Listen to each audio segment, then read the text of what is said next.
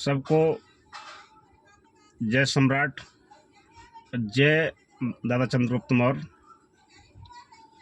साथियों, आज बड़े हर्ष और उल्लास का दिन है। आज हमारे दादा मौर्य वंश के संस्थापक और अखंड भारत के निर्माता लौह पुरुष दादा चंद्रगुप्त मौर्य जी की जयंती है और इस जयंती के पावन पर्व पर सभी साथियों को, जो हमारी वीडियो सुन रहे हैं, सभी भाई बहनों को मेरी तरफ से और हमारे संगठन की तरफ से ढेर सारी शुभकामनाएं एवं बधाई। साथियों, हम ज़्यादा बड़ी बात ना करके एक छोटे से पॉइंट पर की बात करना चाहते हैं कि चंद्रगुप्त मौर्य वो हस्ती है और इतिहासों में ये कहा गया कि जो जीता वही सिकंदर। ऐसी घिनौनी मानसिकता को खिलाने वाला कौन था, हमें उसको समझना होगा। अरे ये सिकंदर को भी जीता वो है चंद्रगुप्त मौर्य।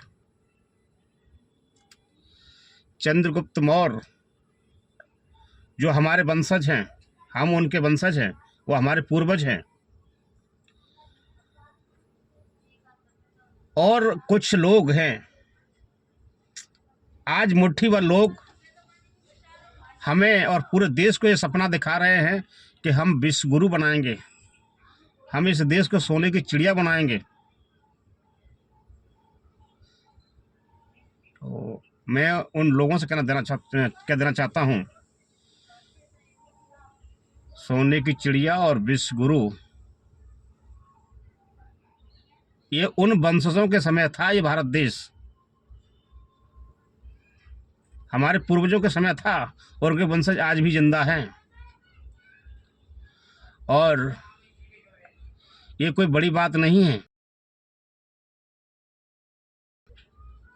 और हम लोग कार्यरत हैं इसके लिए। जिस दिन चंद्रगुप्त मौर्य के वंशज बिंदुसार के वंशज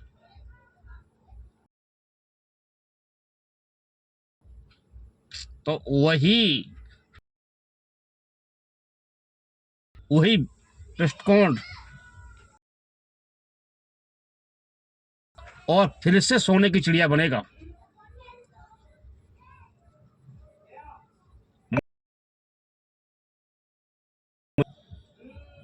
चंद्रगुप्त से लेकर बृहस्पति मौर्य तक जो साम्राज्य हो रहा है, 10 पीढ़ियों तक लगातार शासन रहा है। मुझे इस बात का गर्व है कि इस भारत देश की पहचान इन्हीं महापुरुषों के बल पर आज भी देश को जाना जाता है। आप विदेशों में जाएंगे तो सम्राट अशोक महान के नाम से इस देश की पहचान है, चंद्रगुप्त मौर्य के नाम से इस देश की पहचान है, महामानव भगवान गौतम बुद्ध के नाम से इस देश की पहचान है। जब देश की आन बान शान सब कुछ इन महापुरुषों के नाम पर है, तो आज कुछ मुट्ठी भर लोग इस देश की इतिहास को मिटाने का प्रयास कर रहे हैं। कब तक करेंगे? धरती में जो खुदाई हो रही है, सबको पता है किन के अवशेष निकल रहे हैं। आप नकली इतिहास गढ़ने से इतिहास नहीं रचता। धरती माँ से भी इतिहास निकल रहा है। धरती माँ जब भी खुदाई हो रही है, धरती माँ से ही इतिहास निकल रहा है, निकल के ऊपर आ रहा है। यह है रियल इतिहास। सबसे बड़ा ताज्जुब मुझे और हैरत में बात तब हुई जब मैंने मथुरा के संग्रहालय में देखा, यहाँ पर कहा गया कि यहाँ कृष्ण का अवतार हुआ, और जहाँ कोई भी महापुरुष का अवतार होगा तो वहाँ के उनके अवशेष मिलते हैं। ये पुरातत्व विभाग हमारे जो संग्रहालय में जो भी हैं उनकी मूर्तियाँ रखी होती हैं। मुझे तो वहाँ पर एक भी मूर्ति नज़र नहीं आई, वहाँ सब बुद्ध की मूर्ति रखी हुई है। आप जो वीडियो देख रहे हैं वो लोग भी इस बात को सुन लें और देख लें आज जाकर संग्रहालय में। तो मुझे कोई साक्ष्य नहीं मिला। वही दृष्टिकोण फिर से यही दोहराया गया साकेत में, जिसे आज अयोध्या कहते हैं। आज भी वहाँ खुदाई है, सब कुछ अवशेष मिलेंगे आपको संग्रहालय में, लेकिन इनका अवशेष नहीं मिलेगा। लेकिन नकली इतिहास गढ़ने से ही है। सच्चाई कब तक छिपाओगे? सच्चाई कब तक छिपाओगे? सच्चाई और वो निकल रही है, इस देश में दुनिया जान रही है। सत्ता की हनक दिखा करके लोगों को डराना, लोगों को मान सकता है।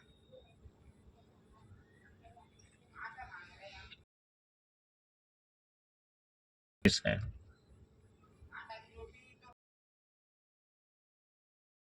अंधविश्वास में ढकेलोगे। जिस दिन ये अपने अधिकारों को, अपने हक देखा, ये विश्वास समझने लगेगा कि हमारे हक और अधिकार कहाँ पर हैं, कहाँ सुरक्षित। कब तक गुमराह कर पाओगे? मुझे ऐसा लगता है कभी तक गुमराह। ये शिक्षा के बजट पर आपने पाबंदी लगाई, कई शिक्षा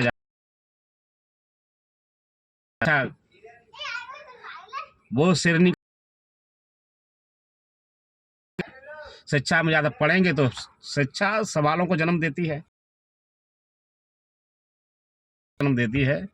तो आपने उसको प्रतिबंध लगाने का काम कर दिया। अनपढ़ रहेगी जनता तो हम इन पर ज़्यादा शासन कर लेंगे। कब तक? आज का ये चीज़ नहीं देख रहा, ये सबसे ज़्यादा ये चीज़ देख रहा है कम से कम इतिहास गढ़ा जाए, और इतिहास में उन्हीं लोगों का नाम होता है जो अच्छे कार्य करते हैं, ना कि वैसा काम होता है। इतिहास अपने आप को दोहराएगा। कब तक? आप कहते हैं बाबा साहब की बात कर, शख्सियत है, उन्होंने एक नई क्रांति ला दी और फूले को अपना गुरु माना था। महामना महात्मा ज्योतिराव फूले। लड़ाई तो ये बाद में भी हम लड़ लेंगे, लेकिन जब शिक्षित समाज होगा तब लड़ाई को लड़ना आसान होगा, और होगा उस क्षेत्र से निकाल के लाए थे, इसलिए डॉक्टर भीमराव अम्बेडकर जी उनको अपना गुरु मानते हैं। ओबीसी के लिए कुछ लोग कहते हैं क्यों ना, क्योंकि उस